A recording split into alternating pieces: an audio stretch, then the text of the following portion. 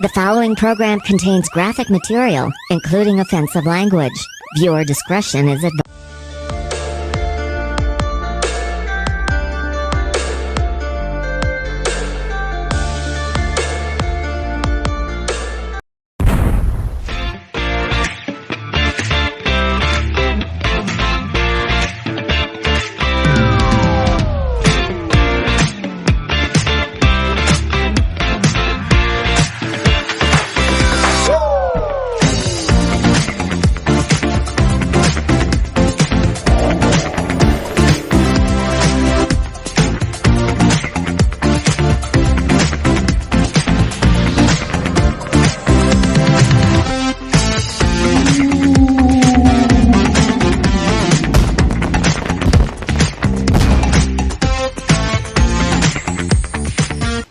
Hello everybody, it's Jeff.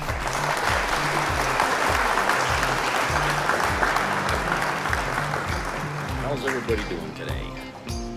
Hope you're doing well. It's kind of a cloudy day here in Maine right now. Looking up the window, some pretty nasty looking rain clouds out there. So it was partly sunny and now it's turning off to be all cloudy and possibly some rain. But I think, you know, we kind of needed it because it was a bit humid here, as it often is in the summer in this state, because we have so many rivers and lakes in Maine that it's unavoidable that you're going to have a lot of humidity in the air. So I guess the January 6th hearing has been rescheduled, not because it was supposed to come. They were supposed to have it tomorrow. And now they pushed it ahead another day, so some people that are saying, well, that's because they're not getting enough ratings, but that's bullshit, because they recorded over 20 million households were watching the January 6th hearing on the first day it started. So there's people out there that are interested. And it got so to a point where Fox News actually aired some of it, you know, yesterday's on their station, which is like they said they weren't going to, and now they are. And I guess it's because they figured, well, everybody's watching it and we're losing viewers, so we got to get viewers to watch us, so let's put this stuff on, you know. So it's like, you know, before their lies even come out of their mouth, there's already a counterpunch. It just seems weird that, you know, all of a sudden that, you know, now they're putting the stuff on Fox News because it looks stupid when they're not airing anything and everybody's watching the other stations, even the Republicans, and Fox News is like, you know, crickets over there on their station. So, but you know, that's Fox News. I mean, what do they pick up? About 1.5 million, 2 million viewers a day there on that station there, if they're lucky. Okay. You know, any other time in history of television, Fox News never would have lasted as long as it did with just 2 million viewers, okay? You know. So, you know, since everybody's been talking a lot about the hearing and stuff, it's kind of wearing my ears out, because they just keep, you know, reiterating things from it. I was looking for some other things to talk about in news today, and the first thing that popped out was Kevin Spacey, the actor. Apparently he's in trouble again from some guys in London, and this article was written by USA Today. Reading it on my tablet here so that, you know, I can see it better because I can put it up closer. It says it's written by Maria Puente, entitled Kevin Spacey to appear in London court after formally charged with sex crimes. Kevin Spacey, Oscar-winning actor accused of sex crimes in England, was formally charged by police in London and will appear in a magistrate's court there this week. Metropolitan Police confirmed Monday, yesterday. Quote, Kevin Spacey Fowler, Spacey's legal last name, has been formally charged with 4 counts of sexual assault against 3 men, unquote. Quote, he has also been charged with causing a person to engage in penetrative sexual activity without consent, unquote. Spacey, who was 62 years old, is due to appear at Westminster Magistrates Court at 10 a.m. local time on Thursday. Spacey is believed to have arrived in London over the weekend, accompanied by one of his American lawyers, Alan Jackson, who has not returned messages to USA Today. USA Today also reached out to Spacey's London lawyer. The Crown Prosecution Service announced last month that it had authorized police to charge Spacey. Under English law, charges can't be formally pressed until the defendant is physically in England. Spacey had earlier indicated he intended to go to London voluntarily to face the charges. In effect, the hearing on Thursday amounts to an arraignment. At that point, the magistrate would determine if Spacey could be released on bail to await a trial. Under the current backlog, a criminal trial might be a year to 18 months away. Spacey is accused of 4 counts of sexual assault and 1 count of causing a person to engage in penetrative sexual activity without consent. The alleged encounters took place in London between March of 2005 and August of 2008, and one in Western England in April 2013. The accusers are now in their 30s and 40s. Spacey, a double Academy Award winner, was questioned by British police in 2019 about claims by several men that he had assaulted them. The former House of Cards star ran London's Old Vic Theatre between 2004 and 2015. His celebrated career came to an abrupt halt in 2017 when actor Anthony Rapp accused the star of assaulting him at a party in the 1980s when Rapp was a teenager. Spacey denies the allegations. The two are now embroiled in civil lawsuits and countersuits in federal court in New York. Yeah. So this guy, you know, it's just like, it seems like the avalanche, you know, people coming forward here. And of course, you know, he did this with these guys in London in 2005. You know, this is like after the fact. And, you know, I just don't understand, you know, why these people, you know, again, waited, you know, so long to come forward. I mean, yeah, they said they're in their 30s and 40s, but hell, in their 20s they could have said something, you know. I just don't understand why they waited so long to say something about it. You know, I mean, and, you know, right now, I mean, well, you could say when 2017, when he was caught, I guess, or you know, got accused by Anthony Rapp, and then all the shit started with him. That would have been the time for those other guys in London to come out and say something too, you know.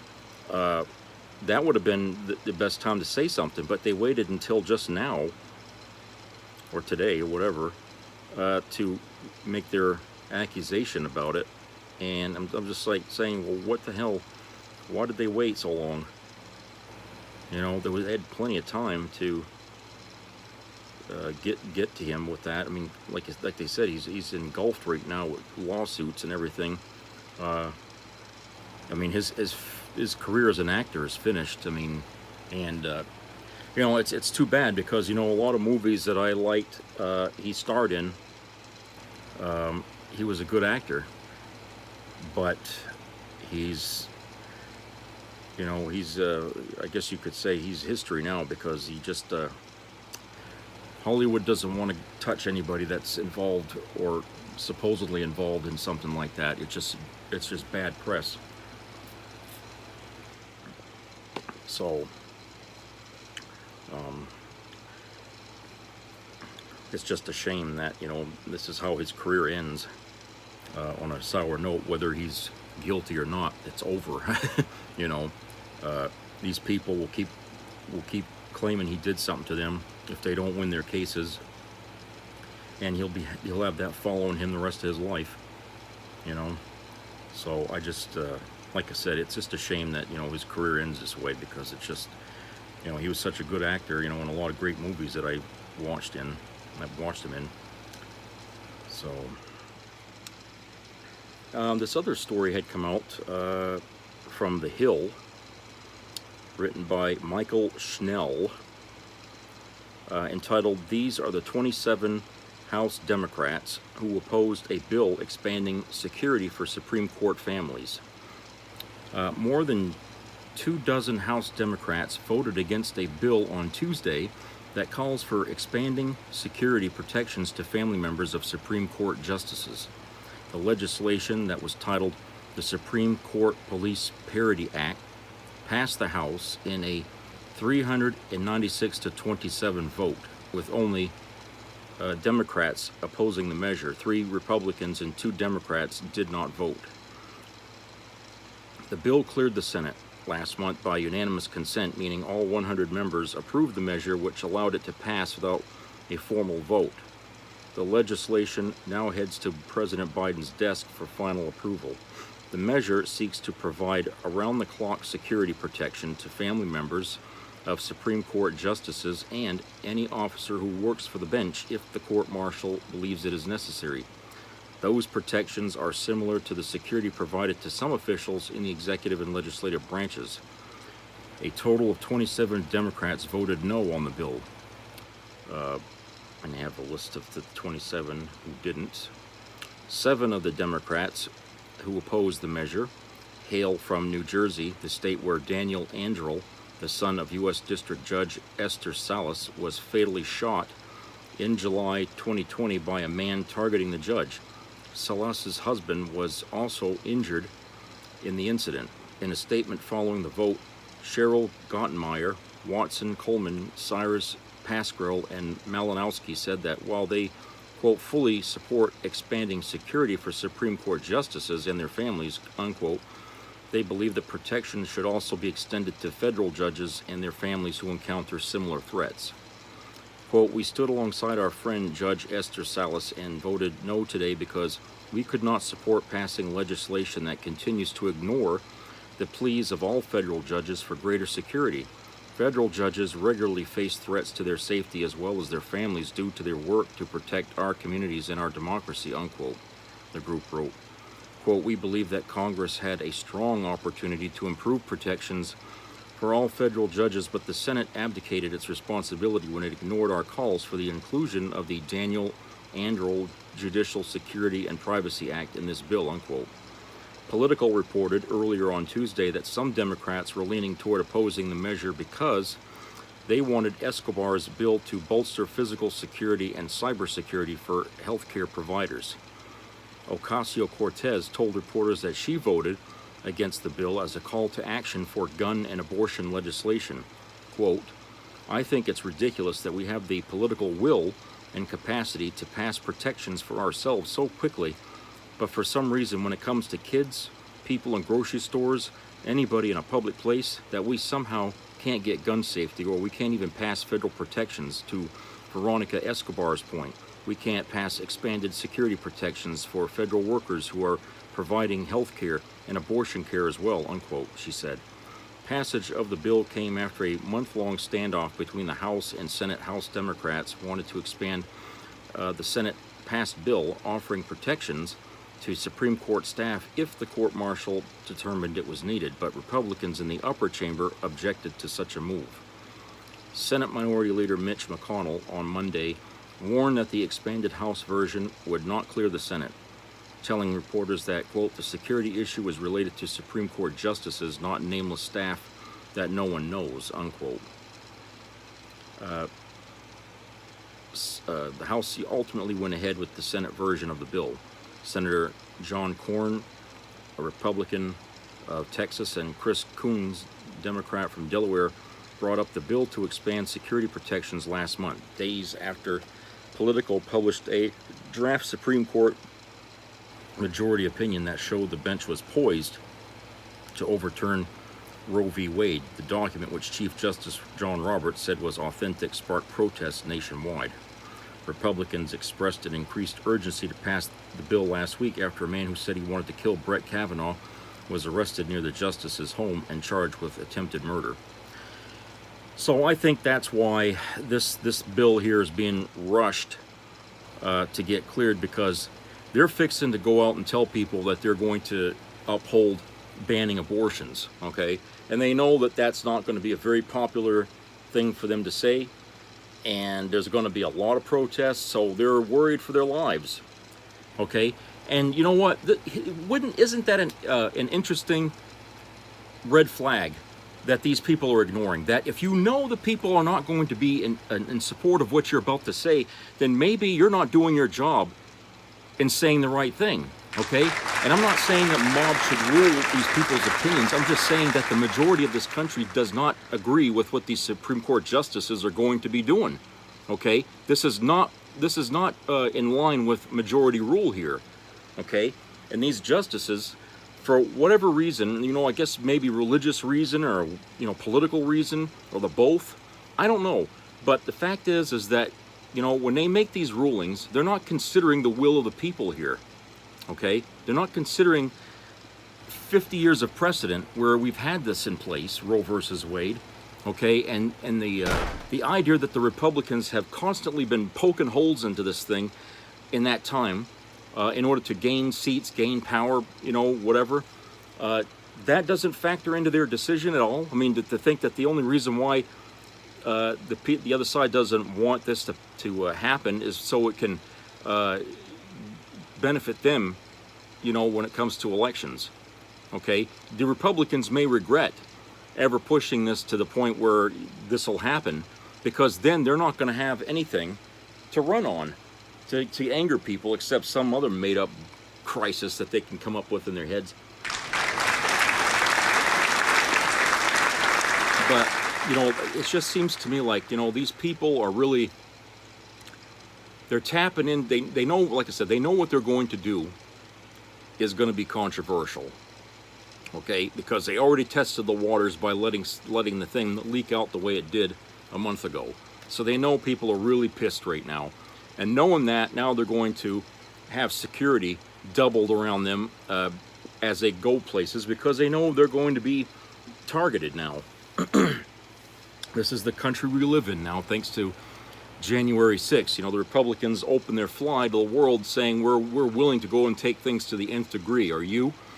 And so now we live in a more violent country because of that. So regardless of what happens in the hearing, you know, whoever gets convicted or not, you know, the door has already been open, or you know, we've uncorked the bottle and allowed the genie to escape, as they say. There's no putting this back. Okay, there's going to be more riots, more American homegrown terrorism whenever some political thing is done, and it's just beginning.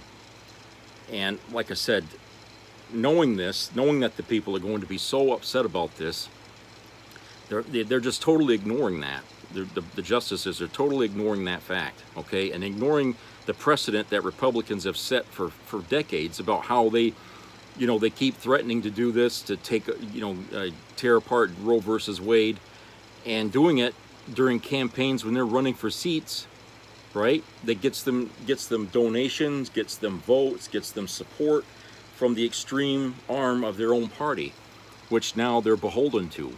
Okay, before it used to be just when they're campaigning, but now they're actually answering to these freaks and doing their bidding. Okay, and that's the scary part, because now the Republican Party is more of a Republican cult. Okay, it's not a legitimate political group anymore.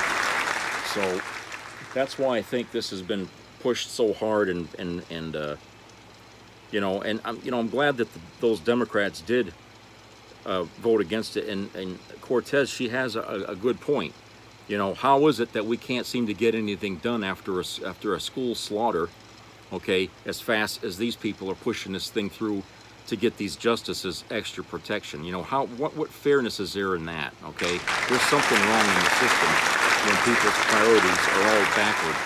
Okay, and you know, instead of trying to correct a problem where we have violence in America, they're just interested in doubling up security for the most important people in the country. You know, it's like, well, okay, so in other words, let's not treat or try to cure the problem. Let's just treat the symptoms. You know, So it's really bizarre, to say the least. Okay, I mean, I guess this country really is considerably off the rail here when people don't seem to hone in on a real good solution to a problem. Okay, they're more interested in knee-jerk reactions and pivoting on issues and, dodging questions about these things because they don't want to work on them.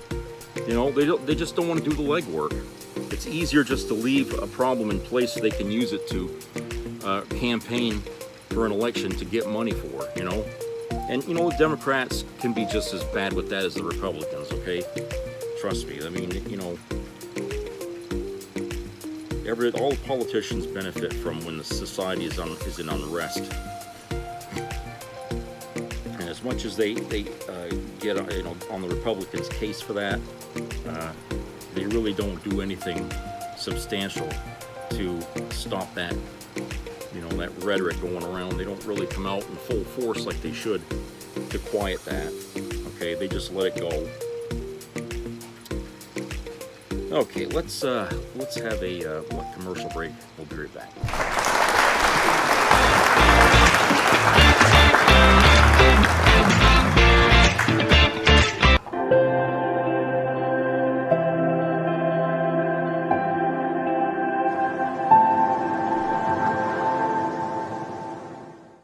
Dear CEO, what's it gonna take for you to do something? Yeah, do you even care? Climate change affects all of us. This is your chance to do something good.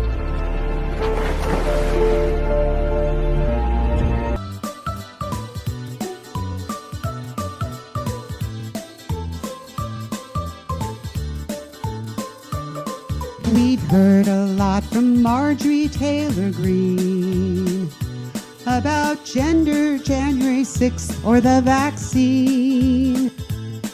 And now she's got a podcast on which she connects the dots. So we'll know what's really true and all her deepest thoughts about evil liberal plots to make us fry a fake cheeseburger by the old peach tree.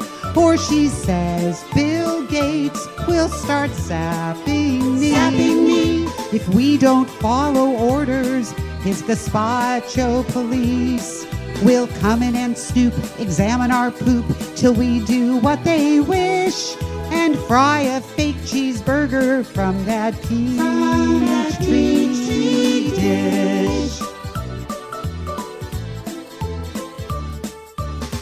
We laughed out loud when we saw her tweets about Jewish space lasers and martial law. She's not just dumb, she's dangerous. Of course we can't forget. But it's hard to resist mocking her craziest comments yet. And there's worse to come, I bet. Fry a fake cheeseburger by the old peach tree. Or she says Bill Gates will start zapping me. If we don't follow orders, his gazpacho police will come in and snoop, examine our poop till we do what they wish, and fry a fake cheeseburger from that peach tree dish. Incoherent and sure can't spell, harasses colleagues and students as well. A transphobic provocateur, can't believe the thing you hear from her. Now the whole darn internet is jeering at her latest gibberish, with 1,000 memes and jokes about that peach tree dish. Incoherent and sure can't spell, harasses colleagues and students as well. A transphobic provocateur, can't believe a thing you hear from her. Incoherent and sure can't spell, harasses colleagues and students as well. A transphobic provocateur, can't believe a thing you hear from her. Incoherent and sure can't spell.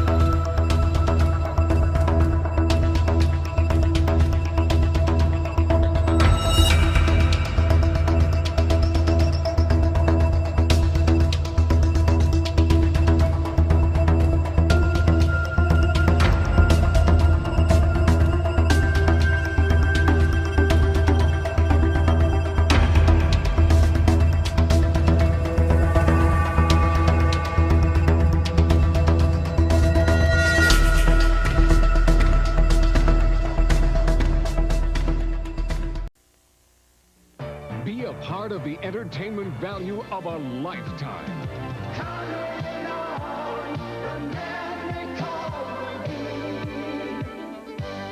I loved it. It was the best performance I've seen in a lifetime. I loved the show. I liked it very much. He's a very entertaining man. It's well worth the money. Now appearing in Charlottetown, coming to Halifax November 6th to the 18th, and St. John November 20th through the 26th.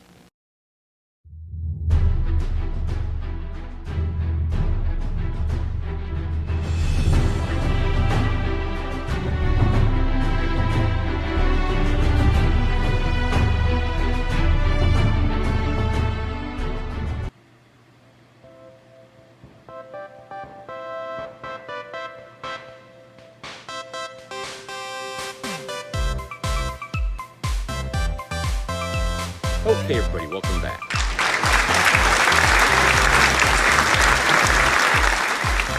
Okay. You know, I want to make this point here.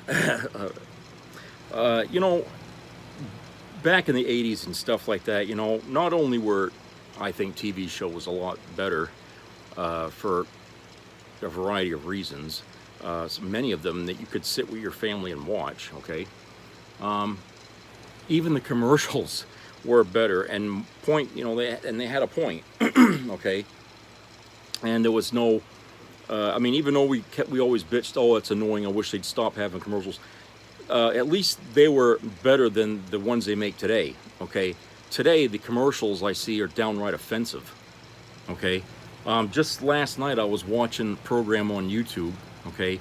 And I don't have the YouTube premium thing, whatever that is, so you don't get commercials. I watch it as is because I don't think YouTube deserves any money from me to watch anything of theirs, okay? Because you know, I just hell with it, you know.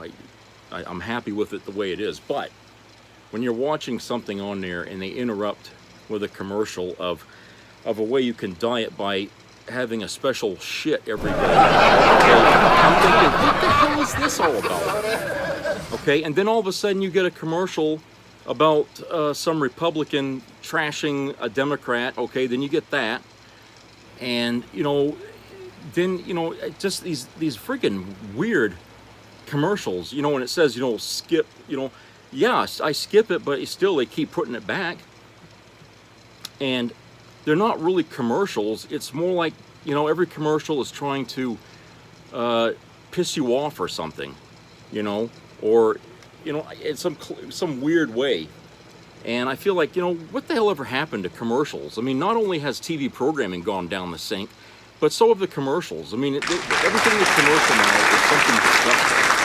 It seems, you know, they're talking about, there was one where they're showing women's boxers, and they, I mean, they don't leave nothing to the imagination. I mean, they show, you know, crotch shots and everything, and say, oh, you get nice air flowing down there, you know. I'm thinking, what the hell is that? You know, you know what I'm thinking? You know, don't people have any fucking pride in themselves anymore, that they can just go out there and just talk this stuff, and they think that's going to sell, that's going to get people to, oh, so people, in other words, are trailer trash.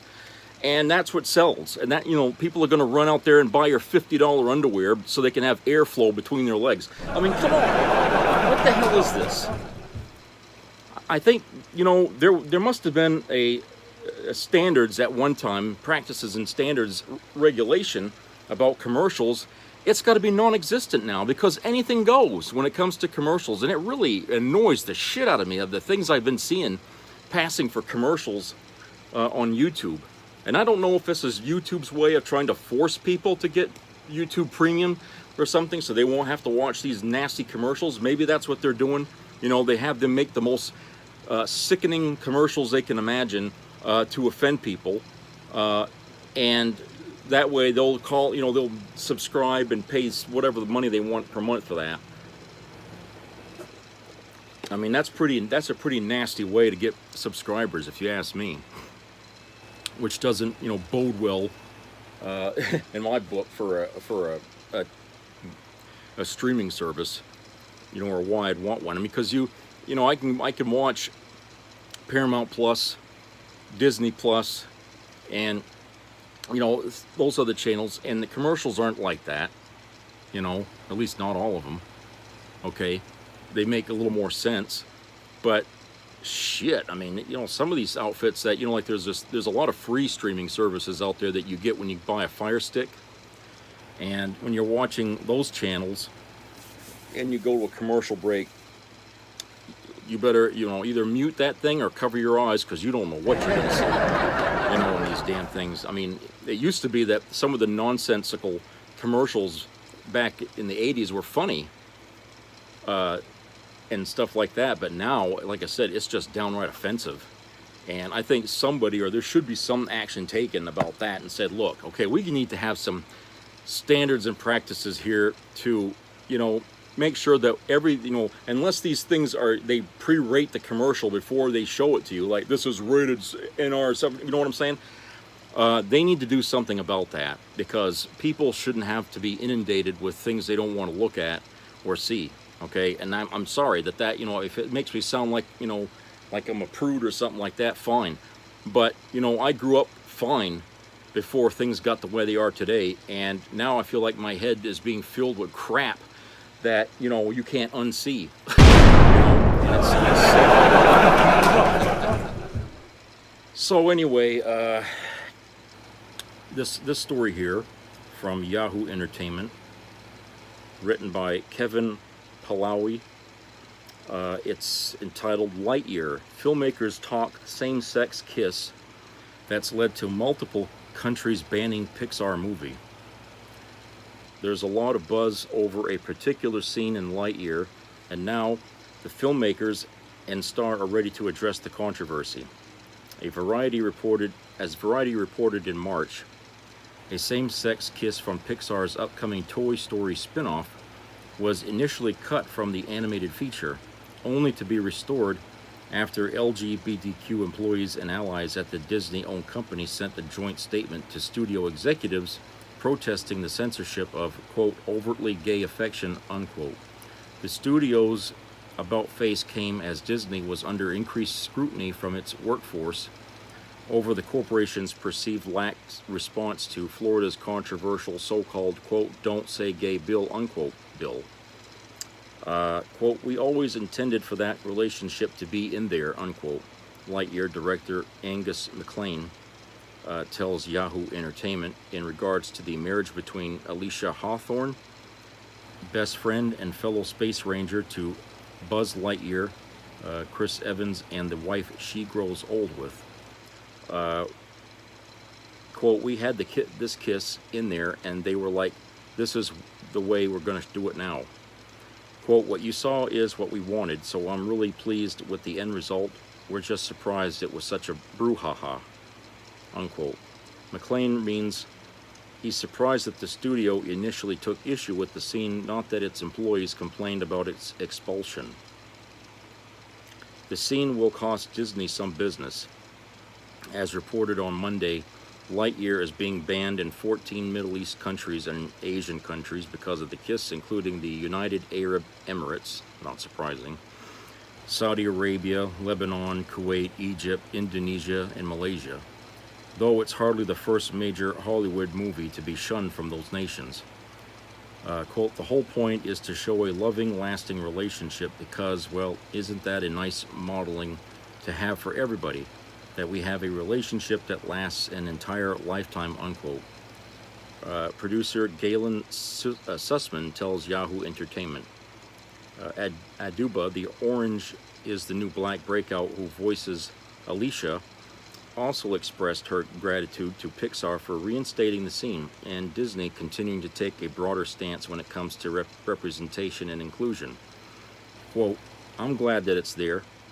Aduba tells Yahoo, quote, this movie is opening up a whole new world to how stories can be told, how stories can be revisited. And I think it's amazing that Disney Pixar has chosen to take that space to not only include moments like that, but include so many different faces and so many stories into a film that so that every kid, young and old, sitting in those audiences can see a piece of themselves in the story, unquote. So,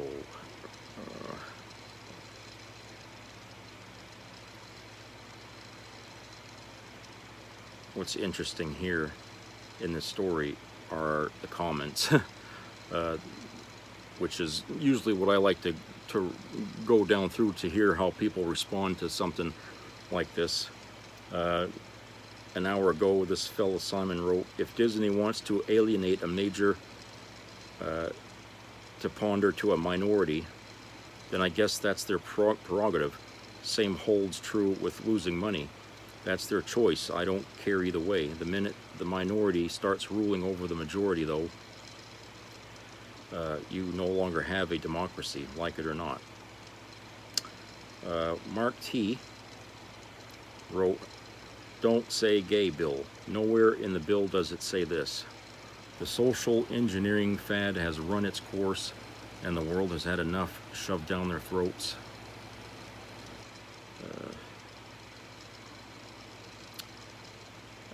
The message was deleted. It's probably nasty.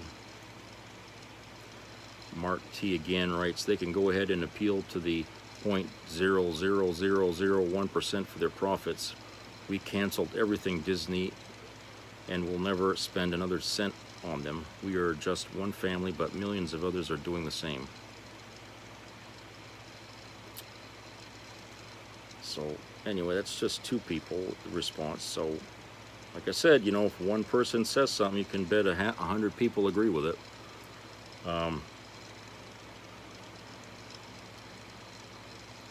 But yeah, I mean, obviously having that scene in the movie was going to spark outrage, okay? And the countries that are banning it, well, that goes without saying. I mean, that's all Middle East, you know, the way they beat on their women over there kind of thing, okay? You have to take into account what kind of countries they are and why we don't like what they do over there. So it's just par for the course, I suppose. But what can you say about having this in the movie? I mean, change happens, and you know, if you don't like it, you know, don't include yourself in it, basically. I mean, you can't stop it.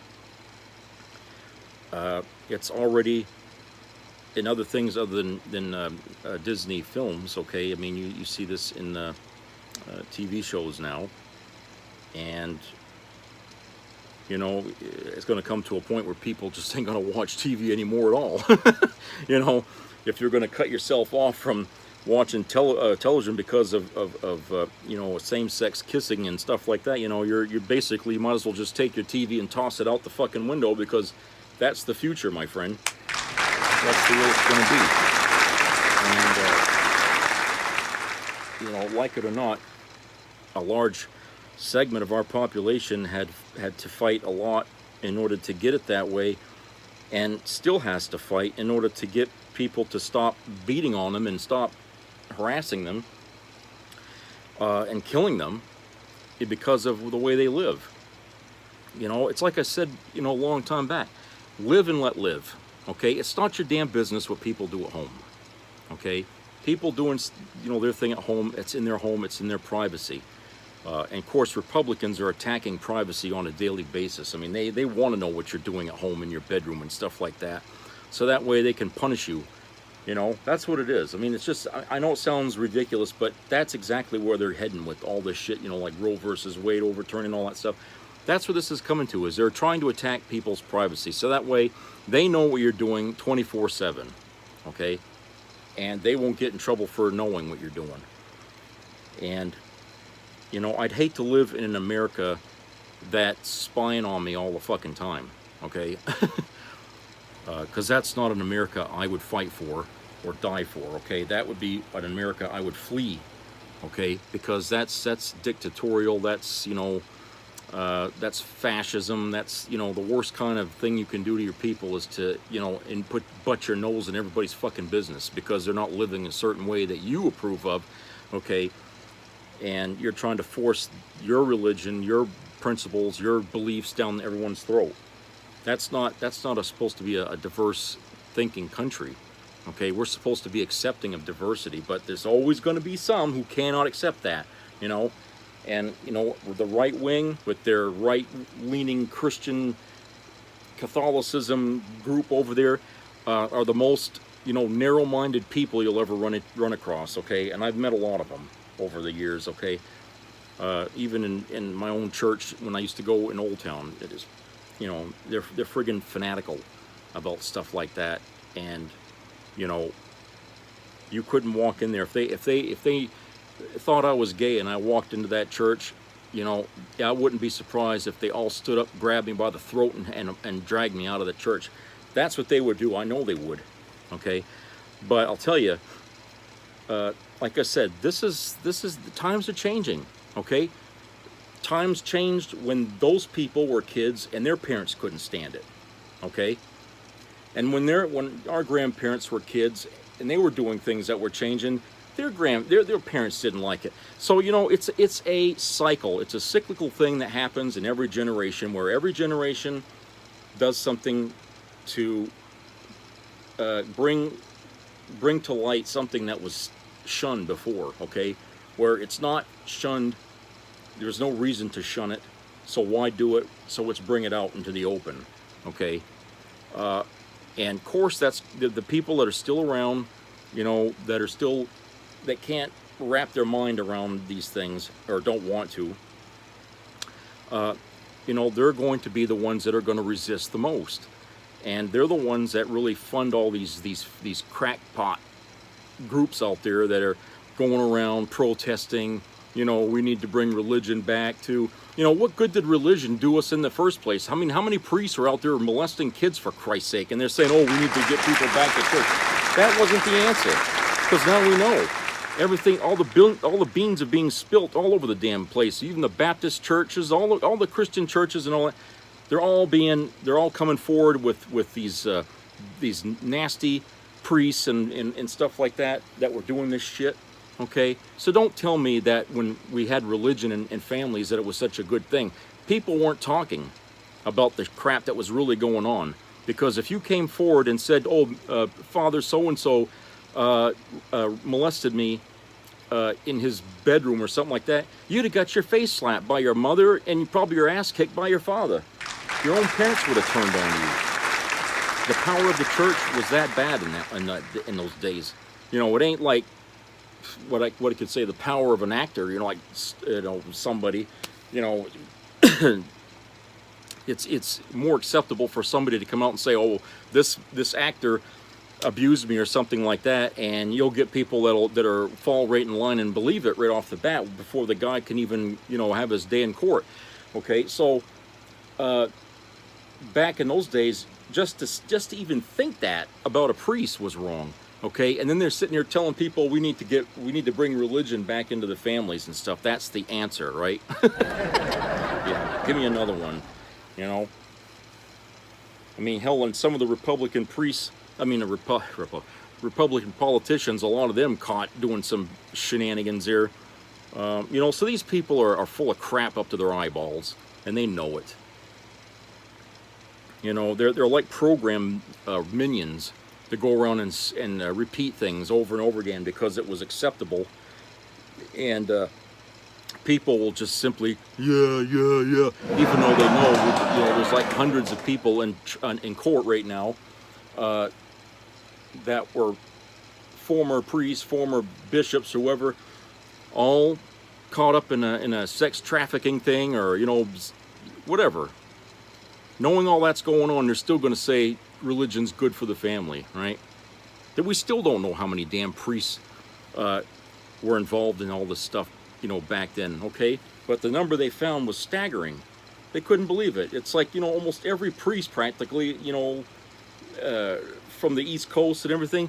I mean, that was like a whole region right there, pretty much wiped out because of stuff that was said in the church burying it so that way they could get away with it. Religion's good for family. Hey, if you want something good for the family concerning a religion, just let the person read the Bible at home and stay the hell out of the church, okay? When you listen to somebody else interpreting for you what a reading is, you're not learning a goddamn thing. Because every reading that's in those books is supposed to have something that pertains to you. What does it make you think? How is your reaction to that reading? Don't listen to the damn priest up there telling you, well, this is what's going. You know, you're just hearing one opinion out of a whole church full of people who read the same thing and probably have a different view on it. Okay, so what you know what I'm saying? Like I said, it doesn't make any sense at all for people to waste their time going to church and getting a slanted view on things. You're really going there just to go through the ritual of getting the communion and stuff like that. That's what it's for. Everything else is just showboating before the fact. Okay, that stuff you can do at home. All right. A lot of things when you look at the Mass are really fillers. Let me give you an example. I mean, was it Easter? Okay, Easter. This year's Easter. My girlfriend, her parents, they all went to to church up in Lincoln, Catholic Mass up there, for Easter. Okay, so it wasn't just a regular Mass, but it was an Easter Mass. Okay, during that Mass, they had 3 baptisms during the Mass, and I'm thinking, why did they do that during an Easter Mass? I mean, that's supposed to be a separate thing for family, but no, they take and they integrate that as part of the Easter Mass. That's what I'm talking about, you know, showboating, you know, and making more of what's, you know, of something than it really needs to be. Okay, they kept everybody into church for 2.5 hours. They could have been out of there sooner, but because they had all those baptisms taking place for people they didn't even know. These are total strangers to these people, and they weren't babies. They were just regular people converting into the Catholic religion. Okay, but instead, you know, they didn't meet anybody before this happened. Okay, the only people they knew were their immediate family, but they put them in a Mass, and then in front of everybody, they get baptized. Okay, so you tell me, was that necessary? No, it wasn't necessary. That's supposed to be, according to them, a bond between God and them. Not between this person, that person, and this person all the way back to the door, and God and them. Okay, all right, those people are just total fucking nobodies. Okay, they don't mean nothing to the whole thing. And I wish, you know, churches or whatever would stop doing that. Okay, stick to the essentials. Stick to what's relevant. Okay, you want some advice from priests, then go talk to a priest. Okay, if you read something and you don't understand something in the Bible, then you take that to the priest and you read.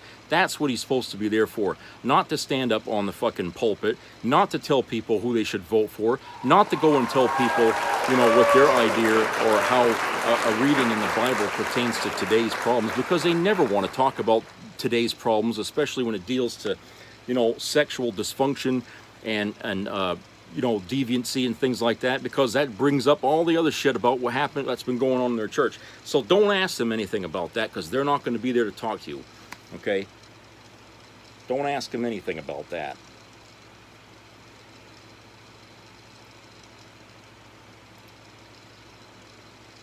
But like I said, times are changing now, and people need to stop you know, deluding themselves a lot.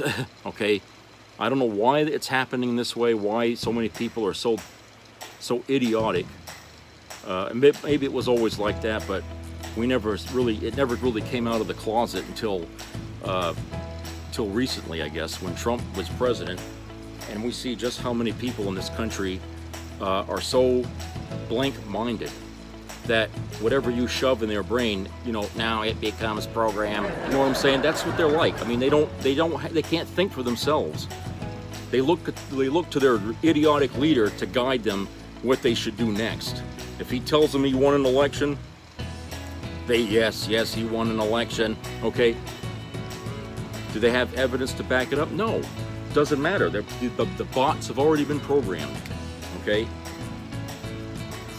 It's a sad reality, but that kind of reality is exactly what's going to cripple us as a country and bring its demise right there. That's where it begins. When people are just robots for the leadership of the program, that's when all hell breaks loose, okay? Just as it did on January the 6th. All right, so that's all I got to say for today, and I hope everybody has a great rest of the week. Please keep your ears open on local COVID-19 news. That's important for you. And subscribe and comment, and I will talk to you again soon. Take care, everybody.